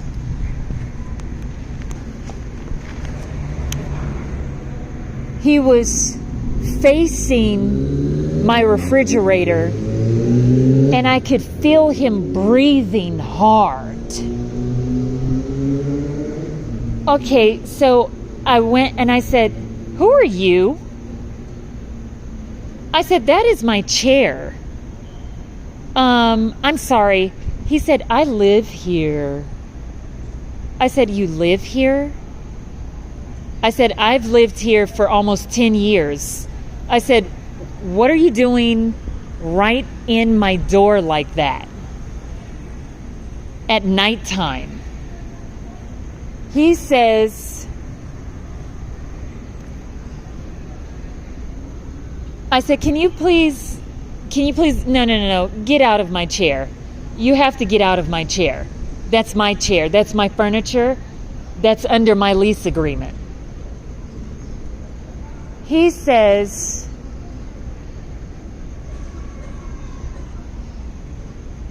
he walks this way.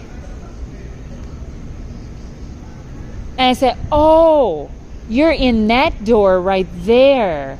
Oh, so you just moved in?" I said, "What happened to the little short guy? He's a little bit darker complected than you, and he's got dreadlocks with ponytails." He said, "Oh, that's my brother." I said, "Oh, so your brother lives here?" "Well, yeah. I don't actually live here." I said, "Oh, okay. Okay, got it. Okay." So I said, "All right, let me go back to my bed. I'm going to lay down, and I feel like I'm smothering in here. I'm going to keep the door open." He takes out a bunch of dope. Well, I didn't see this. I smelled it all the way in my bed. And I forgot my phone number when I called the police.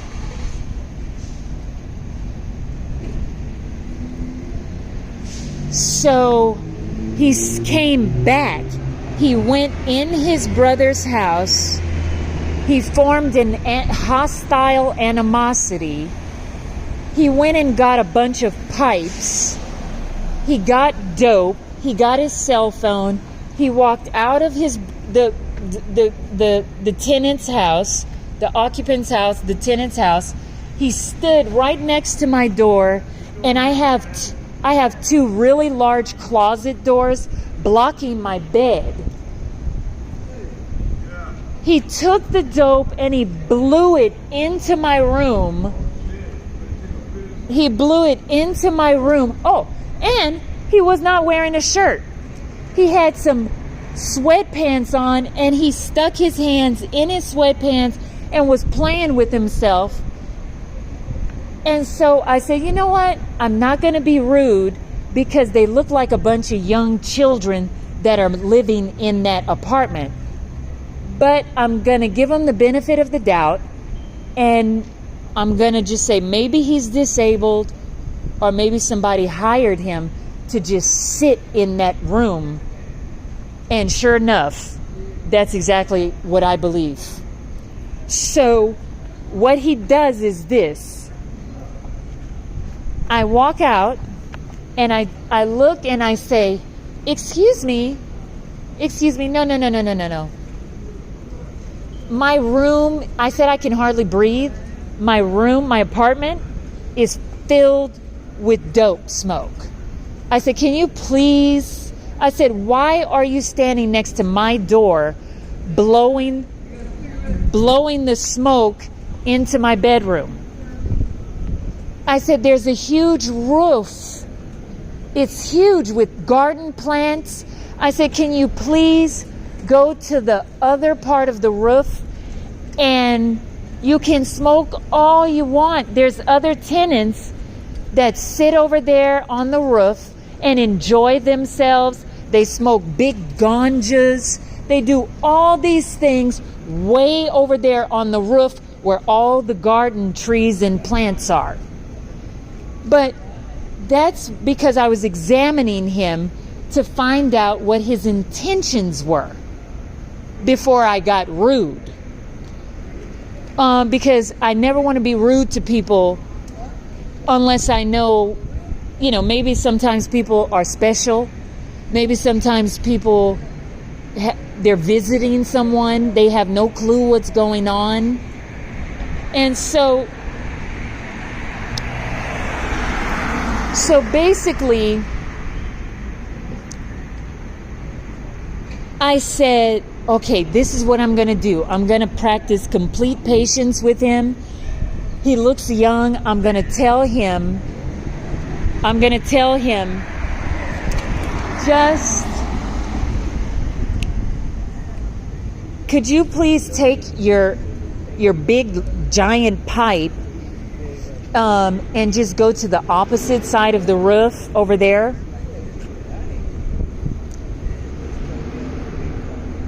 And I said to myself, oh, everything's going to be perfectly fine. He's going to be courteous. He's going to be courteous, and he's going to, I have to relocate from this area, from this part right here, because there's some sort of gas in the oxygen. And this is right near the Santa Monica bus route, 2060 and 720. And LAPD was just in one of those properties. I'm going to have to get walking because some neighborhoods have open gas lines, and that's actually one of them. I don't know what's right there, but maybe they're trying to clear up the street or something. So anyway, I'm having a really hard time breathing in my nostrils right near the bus stop. And so I have a blood disease since birth. So I cannot just be walking in the air in an emotional state like this. There's just too much strenuous protecting of myself with the running out down the stairs, 5 flights of stairs, accommodating these crazy lunatics. They have taken over the entire apartment building, and I let them know that before I left and went for a walk. They're like murdering all of the mixed race people and filling up the property with as many Caribbeans as they possibly can. They're like from St. Kitts and Nevis, or they're not Belizeans, they're not Jamaicans, they're from other scattered parts of the Caribbeans. And so what she did was she told on herself. I said, "Are you sleeping with my man?" See, I'm carrying this back to the past because what they do to people, even though they have the man with them and he's sharing his time with them next year or 5 years down the line, they always have to come back and injure me. And they always use me as the super glue to keep them together with the guy. Okay? Oh, they... Mm-hmm. Okay. So, and that's unfortunate. That's really, really, really unfortunate. And so what...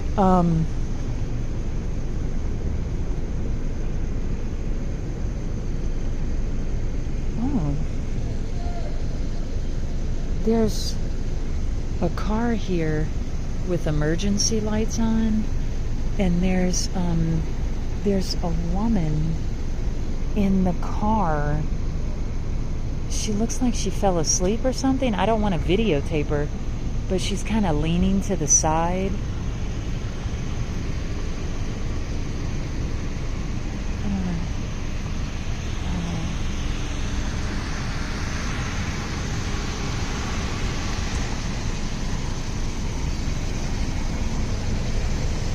Looks like she just kind of fell asleep. I'm sure she's fine.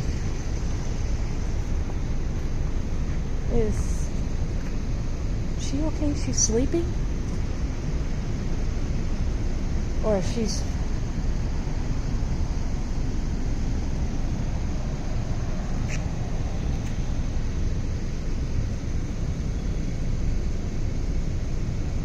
smoking?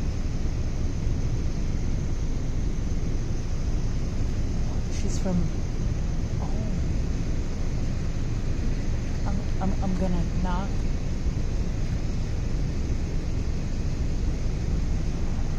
Okay.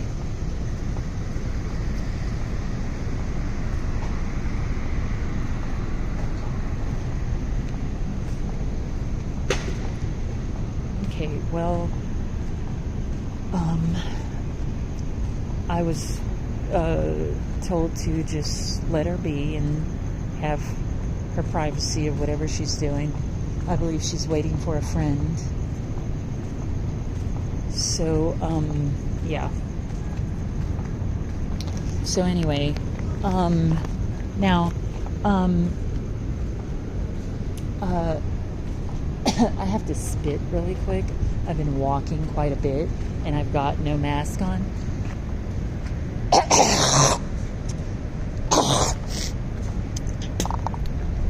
And so I have to also what do you call this, a sore throat. So I would have been in bed right now, and I just, anyway, it's just disturbing. So basically, usually when they notice also a grocery item is showing up to the house or coming to the house, they can't stand the men that are delivering. There's a bunch of Central American guys and Oriental Asian guys, and lesbians, African American lesbians, well kept. They're all driving nice, responsible vehicles, and they're driving for Amazon Fresh. And they go nuts when Amazon shows up to the front door. And it's like, because they're just determined to try to pretend that I'm some sort of dog locked in a box or something. Like they have this racist hatred toward me. And so they thought they're like manning the blockages, to make certain that no one communicates with me. They call themselves winning over everyone that I communicate with. And so what happens is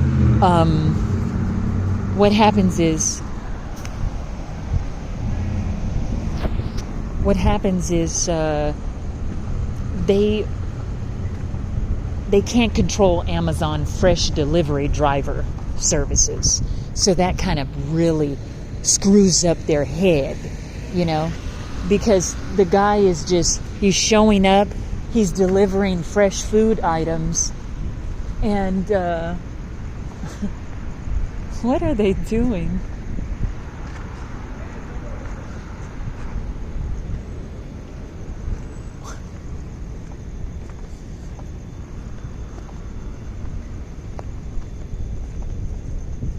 Okay, so now I'm getting a really bad migraine. It's like really, really horrifying.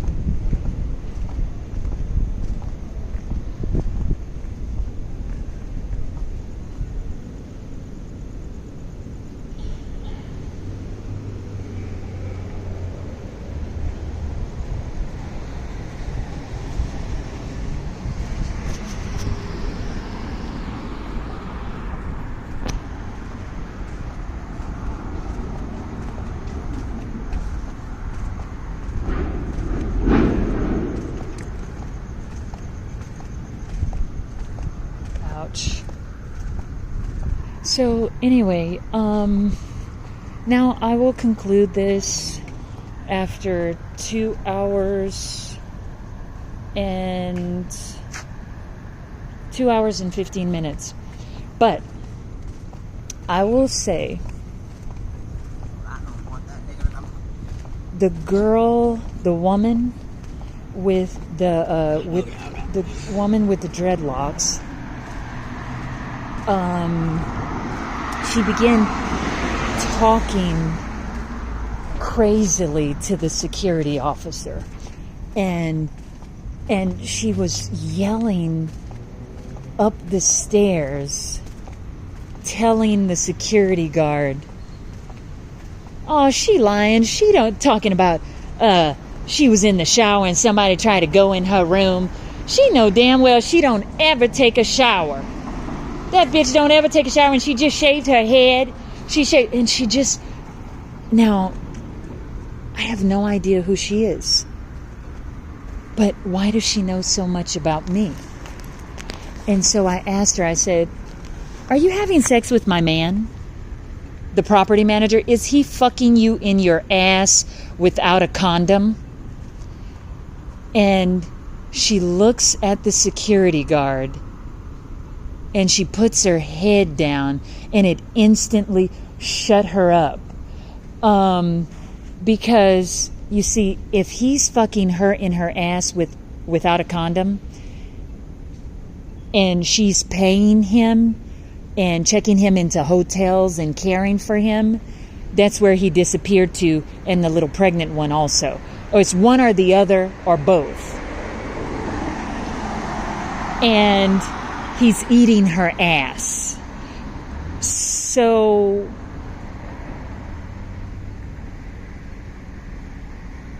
if that's the case, that's why she was trying to talk behind my back to the security guard, and he was all the way up on the 5th floor. So she goes, "Oh, she's a 5150. She's a 5150. She's lying. Oh, and she shaved her head, and she's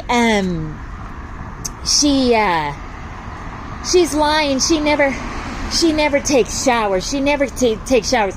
Nobody tried to bust in her apartment door right now. She wasn't nude. She wasn't in the shower. She never takes showers. She's a 5150. And so that's why I asked her to conclude this after 2.5 hours almost. That's why I asked her, "Are you having sex with my man?" Because I don't even know her. She doodles around me when I'm downstairs near the office, the leasing office. She never speaks to me because she's trying to hurry, and she wants to look at my shoes, my feet. She wants to look at my hair. She wants to look at my body movements. And after she observes everything, she takes off in her little car and she tries to go get him to eat her ass. After she studies my head, my fingers, my fingernails, my toes, she knows everything about me. Everything about me with those ugly dreadlocks in her hair. And I noticed before he left me, he was always talking about his character. Oh, he would never do anything to hurt me. He has good character. And he just disappears and never shows up after 1 month. It's been 1 month now.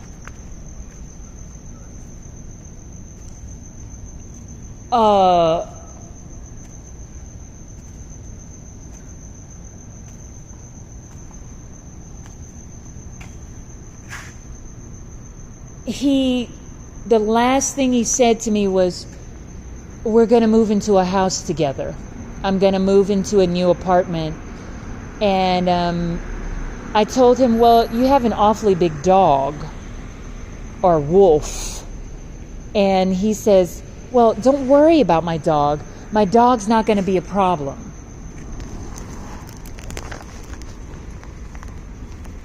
My dog's not, and he's a grown man. He's 34 years old, 33 years old. No, he just turned 30.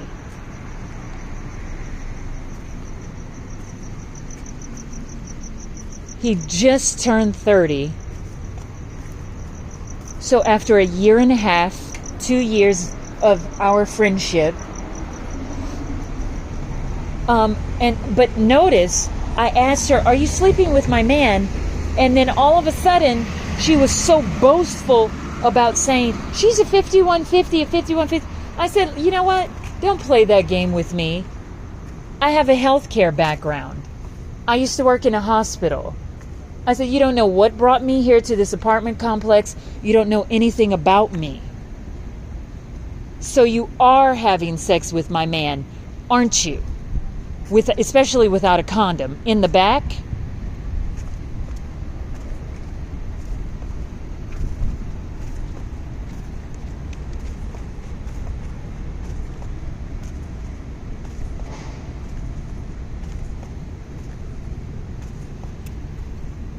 As soon as I said that, and the security guard looked at her like,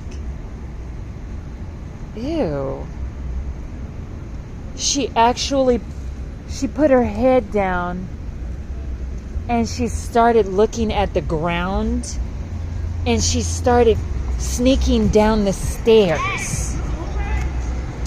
She began sneaking down the stairs. Like as if I caught her. Hi, how are you so pretty? Hi, thank you. Oh, yeah. I want to videotape. Yeah, videotape.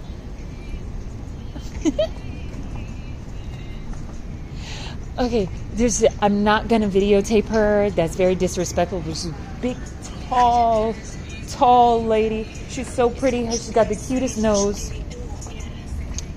And so after 2.5 hours of videotaping, I did want to conclude this with something interesting. But I am going to go ahead and, now that everyone knows this entire story and circumstance and these new upgrades of people that keep consuming the apartment building, and I have this on recording, I will now upload this. And if anything happens to me, which will not, you have all the identities, you have everything from the 5th floor, from the people that are yanking on me, they're arguing, they're hostile, the trickery they pulled earlier, stuff like that. Okay, so I will say goodbye for now, and I will begin uploading this. So we were 2 hours, almost 2.5 hours of video footage. Hi.